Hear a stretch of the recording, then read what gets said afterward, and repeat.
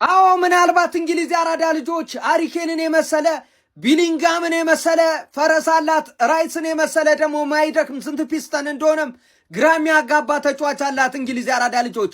መከላከሏም እጅግ በጣም ድንቅ ነው። ነገር ግን ማለት ነው ያራዳ ልጆች አንድ ጋንታ ብቻውን ደግሞ ያዘሰዋል። እዚህ ጋር በ39 ዓመቱ እንደ 19 ዓመት ወጣት ሜዳ ውስጥ እንደ ልቡ ለ20 ዓመታት የተከላካዮችን ማለት ነው ስንክሳር መከራ ሲያበላ የነበረ ወሽመጣቸው አልቀረ፣ ተስፋቸው አልቀረ፣ ለጣቸው አልቀረ፣ የቀረ ነገር የለም ነው ምላ ያራዳ ልጅ ሜሲ ጋር ማን ያልተፈረካከሳለ ነው ምላ አቡሻ የሚቀርለትም አይመስለኝም። ጭራሽ እንደውም ምን አለ በጣም ነው የጓጓሁት ከነሱ ጋር እስክጫወት እያለ ነው ጎብ ያራዳ ልጅ ማለት ነው። ይሄ ሰው ብቻ አይደለም ብዙዎችም ሰው ነው የማይሉትም ያራዳ ልጆች። ኤአይን ቀድሞ ያስተዋወቀው እንደውም አንድ ለየት ያለ ፍጡር ነው የሚሉ ጭምጭምታዎች አሉ። ይሄ ጨዋታ የዋዛ አይደለም። እስቲ እናንተን ሐሳብ አስተያየት እንዴት ነው? ሼር ኮፕሊንክ እያደረጋችሁ ኮሜንት ላይ ስለ ስንት ያልቃል ሐሳብ አስተያየት ዱብ ይደረግ። ያራዳ ልጆች ይመቻችሁ። የዛሬ ሌሊት ጨዋታ ያለው ትርጉም እንዳይመስላችሁ። እዚህ ያሉት ሰዎች አብዛኛው የሜሲ ደጋፊና ከዛ በኋላ ከሮናልዶ ከዛ በኋላ ፍራንስ ምናምን እያለ ርዝራሽ ፕላንስ የመጣብን ሰው ነው። ቅድም እንዳስጠነቀቋችሁ በተቻላችሁ መጠን አትምጡብኝ እባካችሁን። እኔ ሲጀመር ጀምሮ እንግሊዝ ብያለሁ ማን ብቻዬን ስራውን ሰርቼ ማን ነው ሀያሉን የሜሲን አርሚ አቁሜ አሳያለሁ ማን ነው። አርሚ ስል ደግሞ ማን ትክክለኛው ሌላው ዓለም ላይ እንግሊዛዊና አርጀንቲናዊ ያላቸው ቢፍ እንዳይመስልህ ነው ምል። የመጨረሻ ጊዜ ሁለቱም ግልጽ የሆነ ጦርነት ውስጥ የገቡት ከእርስ በርስ ጋር ነው። ገባ ፎልክላንድ አይላንድ የምትባል አይላንድ አለች ከአርጀንቲና ወጣ ብላ ማለት የእንግሊዝ ግዛት ናት። ከዛ የሆነ ሰዓት ላይ እንግዲህ አርጀንቲና መረራትና ወታደሮች ላከች፣ ተከሻከሹ፣ እንግሊዝ አሸነፈች እና አሁንም ይሄ ደሴት በእንግሊዝ እጅ ነው ያለው ማለት። ኢማጂን አርጀንቲና አጠገብ ያለ አይላንድ እንግሊዝ ነው። እንግሊዞች በገባር ላይ ቀኝ ግዛት እግር ኳስ ደግሞ ዛሬ ቀኝ ግዛት ትደረጋለች ነው አርጀንቲና ነው ማለት። ገባር ላይ እንደ ፎክላንድ አይላንድ ጦርነት ነው የሚከሻከሹት። ቴቬዝ ያሁላ ዓመት እንግሊዝ ሲጮት ትዝ ይላችኋል። እንግሊዘኛ አይችልም ስለማይችል ሳይሆን መቻል ስለማይፈልግ ማለት። ለምንድን የጠላቴን ቋንቋ ማወራ I'm here to get my money and go አይነት ቢፍ ነው ያላቸው ማለት እና ገባር ላይ ከፖርቹጋል እና ከፈረንሳይ የመጣችሁ ፕላንሲ ምናምን ሰዎች እንዳትመጡብኝ። It's coming home. ያሾርት ባልታ ዓለም ዋንጫ ሊቆረጥም ነው። እኔ ወይ ከክለብ እግር ኳስ አልሆንኩኝ ወይ ከብሔራዊ ቡድን እግር ኳስ አልሆንኩኝ። በአንዱ ያለቀሰ በአንዱ ይደሰታል። እኔ ረቀቁት ሳር አይበቅልም። የራሴን እድል ጨርቄ የመጀመሪያው ልጅን እድል ቆርጥሜ በልቻለሁ። ድሮ ገና ስሜ ሲጠራ የሚፈሩኝ አሁን ናና ቋጥርብኝ እያሉ ነው። ግን ሲጀመረኛ እንግሊዝ ነን ዛሬ በቃ ዘረኛ ናቸው። እግር ኳስና ሌላ ነገር አጣነቃቁ ብያለሁ። እኔ ስፓኒያ ነኝ። ፍጻሜ እንግሊዝ ከስፓኒያ ጨርሻለሁ። ትላንት ፈረንሳይ ከወደቀች በኋላ ማነው ስፔንና አርጀንቲና ለዋንጫ ደርሰው በዚህም በኩል ብለው ሙድ እንዳይዙባችሁ ስለዛ እኔ ጋር መታችሁ ከእንግሊዝ እንደግፍ ብዬ ነበረ። ከንስየዋለሁ ነው ማለት። በተለይ አቡዬ የምትባል አንተ ሰይጣን ሰውዬ እንዳትመጣብኝ ነው ማለት። ገባር እንዳትመጣብኝ። እኔ ቶርናመንቱ ሲጀመር እንግሊዝ ናት የምትበላው ብዬ ነበረ። ዘው ሰሚ ፋይናል ደርሻለሁ። ዛሬ አርጀንቲና ካሸነፉኝ ደግሞ ፋይናል ከስፔን ጋር የ24ቱን ዩሮ የመበቀል እድል አለኝ። እናንተ እድለ ቢስ የሆናችሁ ቋጣሪዎች ወያሎች እንዳትመጡብኝ ነው የምላችሁ። በቃ ገባር ላይ ከፈረንሳይ ጋር እዛው ሆም ነው የምልህ። ገባር ላይ ባክ ሆም ነው የምትለው ከፈረንሳይ ጋር። በቃ እንዳትደርሱብኝ ነው የምላችሁ። ገባር ላይ ዛሬ ስራውን ብቻዬን ሰራዋለሁ ነው የምልህ። ዛሬ ብቻዬን ሰራዋለሁ። አርሰናል ብሔራዊ ቡድን ነው የምልህ። ሴት ፒስ ትራንዚሽን ገባር ላይ አርጀንቲናን ፕራክቲስ እናደርግ ባይዘው ማለት ነው። ስፔን ትላንት እንዳየነው ሆኖ ማለት አርጀንቲና ተጫዋቾች ከሜሲ ውጪ አርጀንቲና ተጫዋቾች ቢችሉ የሚጫወቱት አጫወት ነው ስፔን ገባር። ስለዛ ይሄ ተመጀመሪያ ትሬኒንግ ነው። አርጀንቲናን ካሸነፍ ደግሞ አንድ ስቴፕ ከፍ ብለን ስፔንን እንገጥማለን ነው ማለት ገባር። ከዛ ለሶስተኛና ለአራተኛ አርጀንቲናና ፈረንሳይ የ22 ዓለም ዋንጫ ተጋጠሙ። እኛ ደግሞ የዩሮ የባለፈው ደግሞ የበቀል ጨዋታ አለ በራውንድ 2 ማለት ነው ገባር። ማናችሁንም አልፈልግም እንዳመጡብኝ በተለይ አቡዬ የምትባለው እንዳመጣብኝ። አይ ቲንክ ይሄ ጨዋታ ጎቱ ማን እንደሆነ በትክክል የምንለይበት ይመስለኛል። የሁለቱን አይደለም የነሱ የሜሲ ተአምራቶች እንደቀጠሉ ነው። እንደምትመለከቱት ከእንግሊዝ ብሔራዊ ቡድን ጨዋታ ፊት የመጨረሻ ልምዳቸው ያደረጉት አርጀንቲና ብሔራዊ ቡድን ሊዮኔል ሜሲ እንግዲህ ሙሉ ልምዱን ከማድረግ ይገር ትንሽ ልምድ ሰጥቶ እንግዲህ ብዙ ረፍት በማድረግ እንደዚሁም የቡድን አጋሮቹን ደግሞ ሪላክስ እያደረገ ሲመለከታቸው ተስተውሏል። እንደዚሁም አርጀንቲና ደጋፊዎች አትላንታን እየቀወጧት ይገኛሉ። እናንተ ማን ያሸንፋል ብላችሁ ታስባላችሁ? ዛሬ ሀሳባችሁን ኮሜንት ስራ አስቀምጡልኝ። በህይወቴ መቼም አደርገዋለሁ ብዬ ያልገመትኩትን ነገር ላደርግ ነው። እንግሊዝን ልደግፍ ነው። መቼም ቢሆን ካፌ ወጣል ብዬ ያልገመትኩት ቃል መቼም ቢሆን ለእነዚህ ሰዎች ያለኝን ጥላቻ ታውቃላችሁ። ግን ምንም ማድረግ አይቻልም። በጦርነት ሰዓት ላይ በቃ ማድረግ የማፈልገው ነገር ታደርጋለህ። በዚህ ዓለም ዋንጫ ላይ ያልደገፍኩት ቲም የለም። በአርጀንቲና ምክንያት ያልደገፍኩት ሀገር ያልዞርኩት ሀገር የለም። የማንቸስተር ደጋፊዎች ስሜታቸውን ተረዳሁት። ይሄን አሞት ሙሉ ቲም እየቀያየሩ እኛ ላይ ሲቆዝሙ ተረዳሁት። ስሜታቸውን ወደው አልነበረም። በማረገው ነገር እኮራበታለሁ አልኮራበትም፣ መቼም አልቆረበትም። ግን እንደው ለእንግሊዝ ያለኝ ጥላቻን ታውቃላችሁ። ለነሱ ካለኝ ጥላቻ አንፃር ነው አርጀንቲና ነው መደገፍ ያለብኝ። ግን ሜሲ ይሄን ጨዋታ አለፈ ማለት እኔ ከቤት ራሱ የሚያስወጡኝ አይመስለኝም። አንዳንድ ጀለሶች አሉ። ወሬውን አልችለውም እባካችሁ። ፊፋ አርፎ እኛንም ከሚያደክመን ዋንጫውን እዚህ ጨዋታ ላይ ቢያመጣ ይሻላል። ምክንያቱም ከሁለት አንዱ ነው ዋንጫውን የሚበለው። ዛሬውን ጨዋታ ያሸነፈ ነው የሚበለው። ስፔን እኔን አሸውደኝም፣ ፈረንሳይን ስለጣለች እኔን አሸውደኝም። ዋንጫው መቼም አበለው 100% እርግጠኛ ነኝ። አንደኛቸውን ዋንጫውን እዚህ ያምጡትና ጊዜ በቃ ከምናባከን ለአንደኛዎቹ ይስጧቸው። ሐቁን ነው የምነግራችሁ። ለመጀመሪያ ጊዜ በዓለም ዋንጫ ታሪክ ሶስቱም ቲሞች ዋንጫው እንዲበሉ አልፈልግም። ስፔንም እንግሊዝም በቃ አርጀንቲና ሶስቱም እንዲበሉት አልፈልግም። ወይ ትራምፕ ልቀቀው ኒኩለሩን የሆነ ነገር አረ ያው ምንም ማድረግ አይቻልም። ግን አርጀንቲና እንግሊዝንም ሰጣ አርግታ ካለፈቻት ጫካ መግባት ነው እንግዲህ። በቃ ጫካ ገብቼ ቤቴን በቃ ገንብቼ እዛ ኑሮ መመስረት ነው እንጂ ሌላ ምንም ተስፋ የለም ከዚህ በኋላ። ዛሬ መተኛት የለም። ሊዮኔል ሜሲ ከሃሪኬን፣ ሊዮኔል ሜሲ ከሃሪኬን ብቻ ሳይሆን ሊዮኔል ሜሲ ከቤሊንግሃም የሚለውንም እንዳትረሱት። እጅግ በጣም ልዩነት ፈጣሪ ተጫዋች ስለሆነ ማለት ነው። አርጀንቲና ዛሬ ማለት ነው ልክ እንዳስለመዳት እንደለመደችው የዚህ ንጉስ ምታታዊ ግራግር ዛሬም ያስፈልጋታል። ያለዚህ ንጉስ ምታታዊ ግራግር እዚህ አደርስም ነበር። አርጀንቲና በደንብ አድርጎ ጥገኛ ነች ሊዮኔል ሜሲ ላይ ማለት ነው። ያው አርጀንቲና ብቻ አይደለም የትኛውም ክለብ የሜሲ ጥገኛ ነው። ሃሪኬ ልዩነት ፈጣሪ ተጫዋች ነው። አርጀንቲና ዛሬ ለማሸነፍ መሃል ሜዳውን በጣም ዶሚኔት ማድረግ አለባት እና የምታገኘውን የግብ ዕድል መጠቀም መቻል አለባት። አለበለዚያ ግን አርጀንቲና ላይ ራሱ ጥያቄ አለኝ። በተለይ መሃል ሜዳ ላይ ክሬቲቪቲ ራሱ አሲስት እያደረገ ራሱ እያገባ በዚህ ንጉስ ነው ያለችው። ስለዚህ መሃል ላይ በጣም ልታስብበት ይገባል። ከመከላከል ወደ ማጥቃት ከማጥቃት ወደ መከላከል ያለውን ትራንዚሽን ምናምን ባላንስ የሚያደርጉ ስሩ ፓስ የሚያደርጉ ኪ ፓሶችን በደንብ በፍጥነት ወደፊት ይህን ሁሉ ስራ የሚሰራው ንጉሱ ሊዮኔል ሜሲ ነው።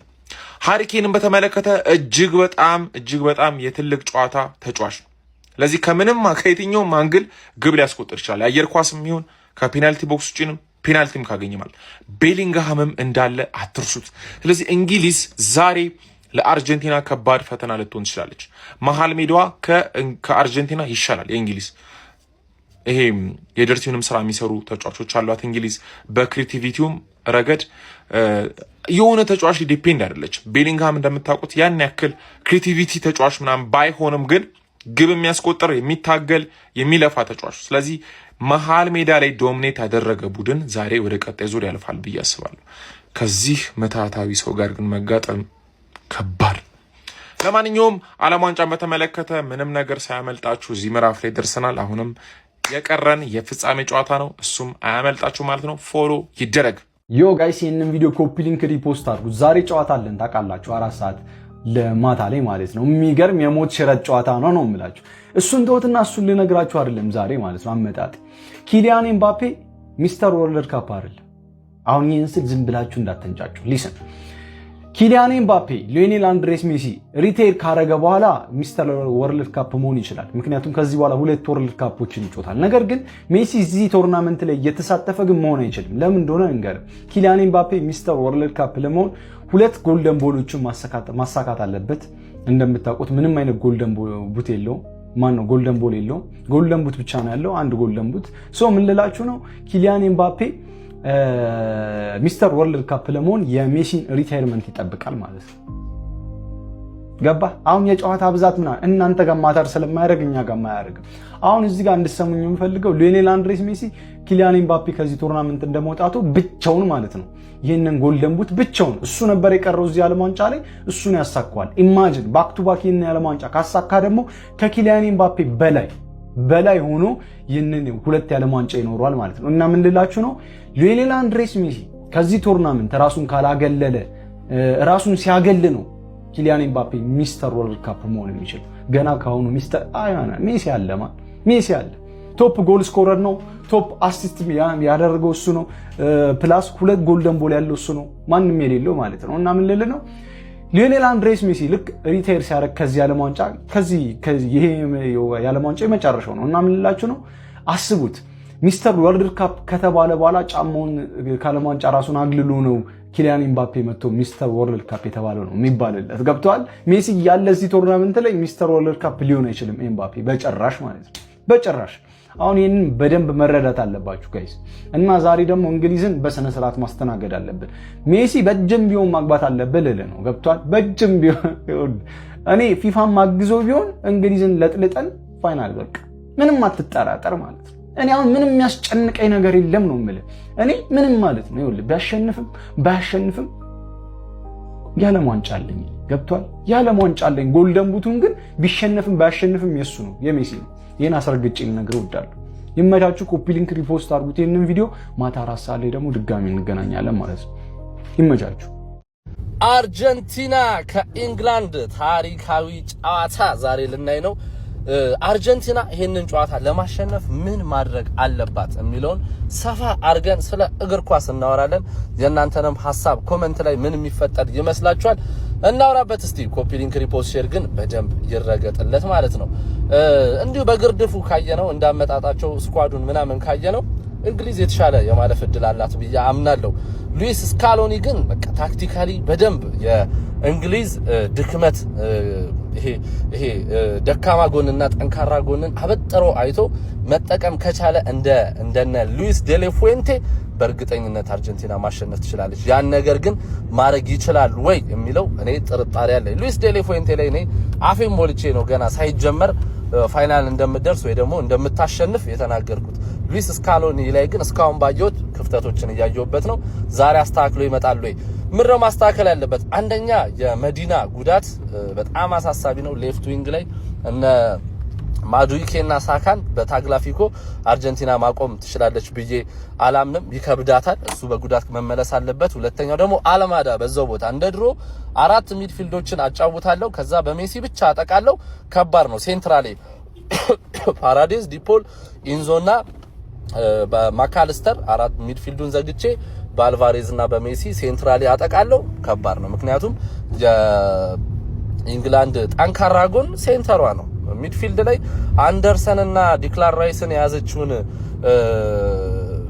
እንግሊዝን በሜሲ ከባድ ነው። ፊዚካሊ ሜሲ በጣም የሚገርም ተጫዋች ስለሆነ ነው እንጂ ፊዚካሊ 10 ቁጥር ላይ ብዙ ኳሶችን ሲቀማ ቡሊ ሲደረግ እያየን ነውና ይሄ ልክ ነው ብዬ አላምንም። ሴንትራሊ አጠቃለው በጣም ከባድ ነው። ባይሆን ዲፖልን ቤንች አድርጎ አልማዳን በግራ መስመር ማጫወት ትክክለኛው መፍትሄ ነው። ከዛ በካውንተር አታክ ኢንግላንድን በደንብ ለማጥቃት መሞከር ወይ ደግሞ ስፔሷን ለመጠቀም መሞከር በጣም አስፈላጊ ነው። ሌላው ደግሞ ባለፈው ከታዘባችሁት ልክ አርጀንቲና ሲጠቃ ሜሲ ተደራቢ አጥቂ፣ ምክንያቱም ዊንግ ላይ ካወጣኸው በደንብ ፕረስ ስለማያግዝ ፉልባኮችን ተደራቢ አጥቂ ላይ በአራት ሚድፊልድ አድርገ 4-4-2 ቡድኑ ሲያጠቃ ግን በሎ ብሎክ በሚጮትበት ጊዜ እንግሊዝ ሜሲ ወደ ዊንግ መውጣት አለበት። ባለፈው ጨዋታዎች ላይ ከታዘባችሁት 3ቱም ጎል የገባው ሜሲ ወደ ዊንግ ሲወጣ ነው። ወደ 7 ቁጥር ቦታ ወይ ደግሞ ወደ ቀኝ መስመር ሲወጣ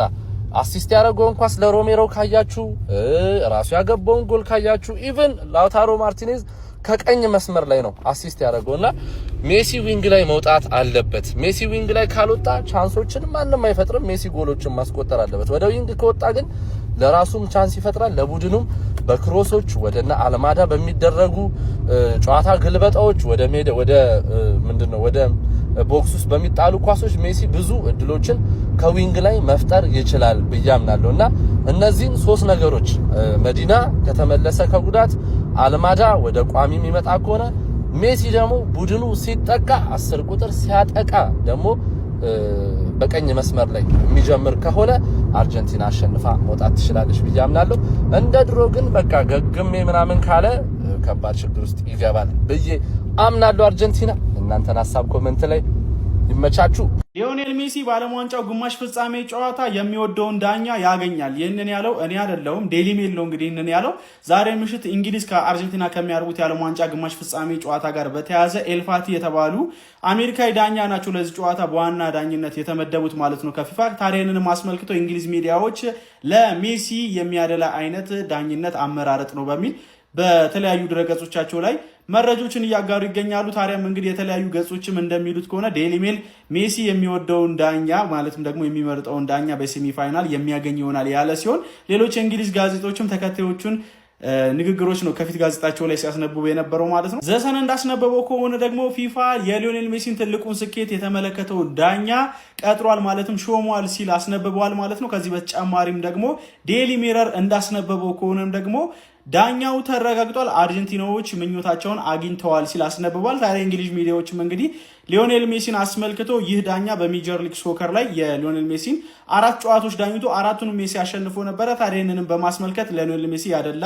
የዳኝነት አሿሿም ነው በሚል ጫና እየፈጠሩ ነው የሚገኙት ማለት ነው። በተለያዩ ድረገጾቻቸው ላይም ይህንን አይነት አዘል ጽሁፎችን እያጋሩ ይገኛሉ ማለት ነው። የእንግሊዝ ሚዲያዎችን አስተያየት ተውትና ፊፋ ግን ይህንን ዳኛ ለዚህ ጨዋታ የሾመበትን መንገድ ክሪቲካል በሆነ መንገድ ጀጅ ያደረገው የቀድሞ የእንግሊዝ ፕሪሚየር ሊግ ዳኛ የነበረው ማርክ ሄልዚ ነበረ። ታዲያ ዳኛም እንግዲህ ስለ ኢስማኤል አልፈቲህ እንደተናገረው ከሆነም ይህንን ጨዋታ ለመዳኘት ይህ ዳኛ በቂ ልምድ የለውም ማለትም ፊፋ በዚህ ጨዋታ ላይ ዩሮፓ ሊግ ወይም ደግሞ ቻምፒየንስ ሊግ ላይ ትልልቅ ጨዋታዎችን ዳኛ ነበረ መሾም የነበረበት። ነገር ግን ኤልፋቲህ በጣም ጥሩ ዳኛ ቢሆንና ማንቱማን ማኔጅመንት ስኪሉ በጣም አስደናቂ ቢሆንም ለዚህ ጨዋታ ግን ይመጥናል ብዬ አላስብም ሲል ተናግሮ ነበረ ማለት ነው። ያው የሱ አስተያየት በጣም የተሻለ ይመስለኛል።